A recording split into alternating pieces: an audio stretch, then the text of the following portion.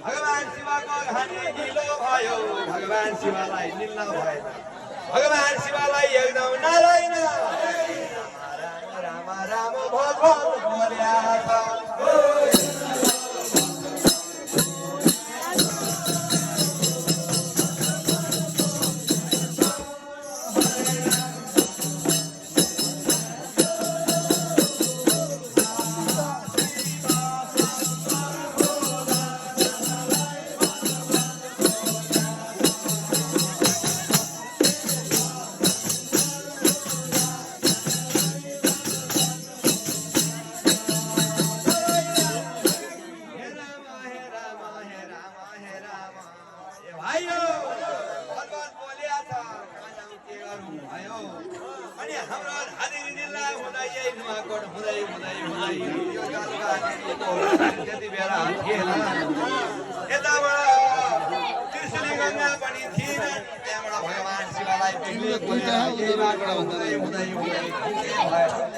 रसुवा जिल्लाको हिमालमा पुग्नुभयो अनि आफ्नो हातको त्रिशूल झिकेर हिमालमा पुग्नुभयो हिमालबाट तीनधारा भएर बग्न लाग्यो त्यतिखेरको तीनधारा जल भगवान शिवले जलपान गर्नुभयो हाती भिजाउनुभयो अझै शीतल भएन सूर्य कुण्ड भयो भैरव कुण्ड भयो गोसाई कुण्ड भन्ने ठुलो तलाउ भन्यो भगवान शङ्कर त्यसै गोसाई कुण्ड भन्ने तलाउमा त्यसै रङ लड्नु भएको छ अरे भनेर सम्पूर्ण हामी श्रद्धालु भक्तजनहरू नारायण राम राम राम जान्छ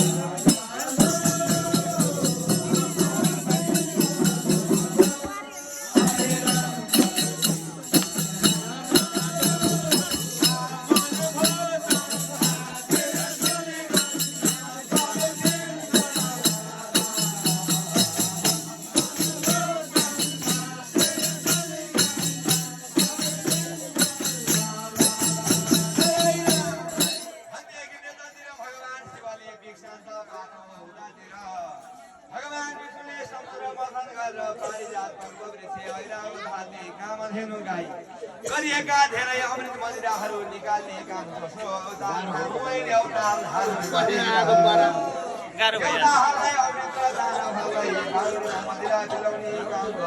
भन्ने सम्मको कथा मैले धेरै व्याख्या गरे अब मैले भन्न खोजेको हाम्रो एकपल्ट यहाँ कालो चिया छ कि एकपल्ट चिया खानु पर्यो हामी पनि टाढाबाट आएको चिया खानु पर्यो अनि बसेर अब उभिएर पनि रातैभरि पक्का लाग्दैन अब बसेर भगवान रामको लीला सुन्ने इच्छा हजुरहरूलाई रहेछ भगवान रामको कहानी हुँदैछ भगवान रामको जन्म कसरी भयो सीतामाईको जन्म कसरी भयो लङ्काको राजा रावणको वंश भगवानले कसरी विनाश पार्नुभयो भगवान श्रीकृष्णको जन्म मथुरामा कसरी भयो अनि पछि पाँच भाइ पाण्डवकी रानी मैया द्रौपदीलाई भगवान श्रीकृष्णले साडीको रूप धारण गरेर कसरी इज्जत बचाउनु त्यो मात्रै हो र सोमबार औँसी नुहाउन जाँदा भगवान श्रीकृष्णले साडी लुकाएका कुरा कति हो कति हो नारायण राम बखान हुँदैछ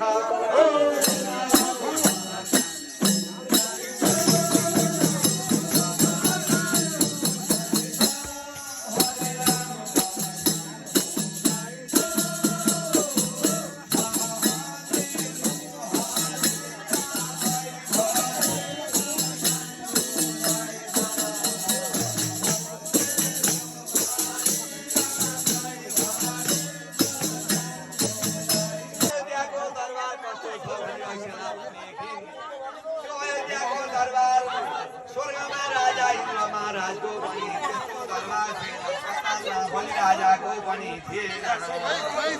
मध्य नारायण राम राम राम नौलो दरबार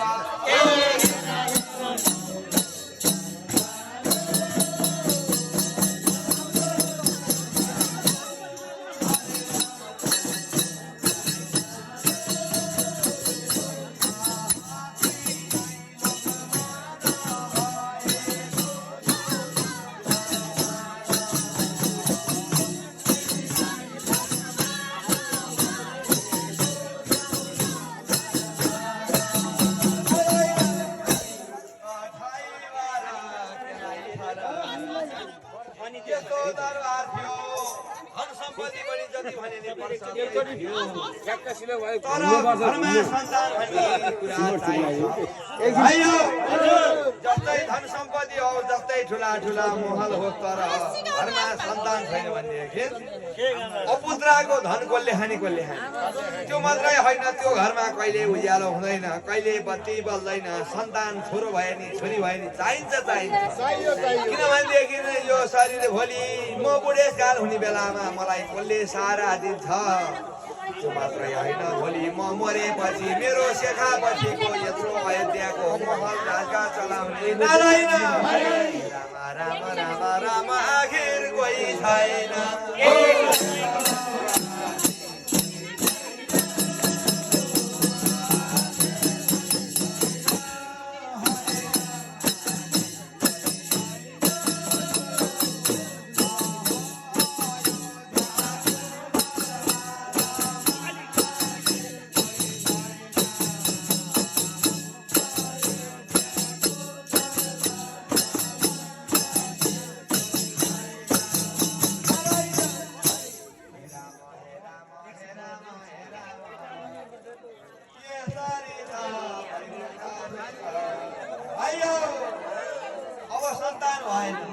सन्तान नभएपछि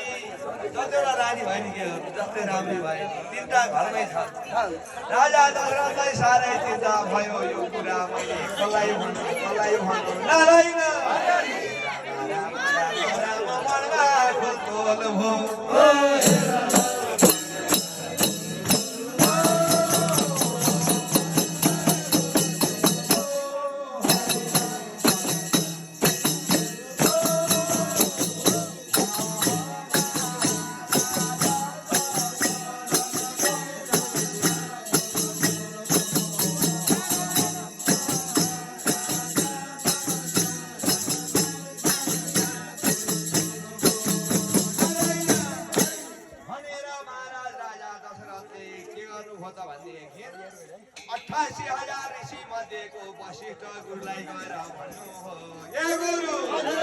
मेरो घरमा तिनवटा रानी छन् असाध्यै तरुणी 16-18 वर्षको रानीहरू घरमै छन्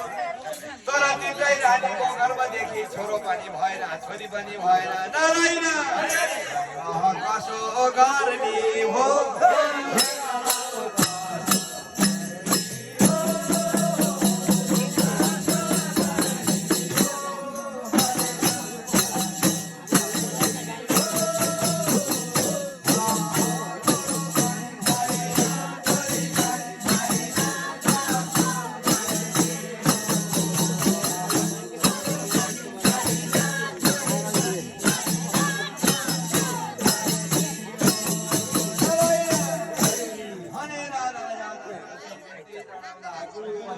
भन्छ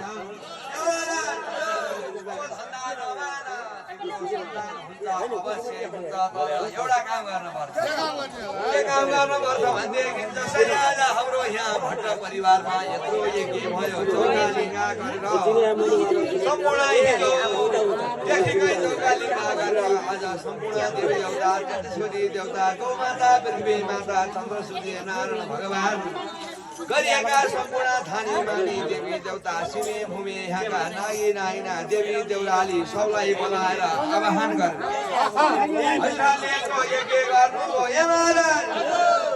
हजुरले अयोध्या नाम गरेको सहरमा एउटा यज्ञ गर्नुपर्छ सुप्रेष्ठी नामको यज्ञ गर्नुपर्छ हरिवंश पुराण लाग्नुपर्छ दिनैभरि बेलुका सत्यनारायणको पूजा गर्नु लक्ष्य वर्तिकाल रातैभरि यसै गरी भजन गर्नु भोलिपल्ट ब्रह्ममुहूर्तमा सारा बाहुनहरू जम्मा भएर ओम नमो भगवते वासुदेवाय भन्दै अग्निकुण्डमा होम गर्न थाल्छन् त्यो अग्निकुण्डमा होम गर्दै गर्दै गर्दै जाँदा त्यो अग्निकुण्डदेखि पायस नाम गरेको एउटा अमृत निस्किन्छ त्यसै पायस नाम गरेको अमृत चाहिँ रानीहरूलाई बाँडेर खान दिनु नारायण राज छोराई जन्मिन्छ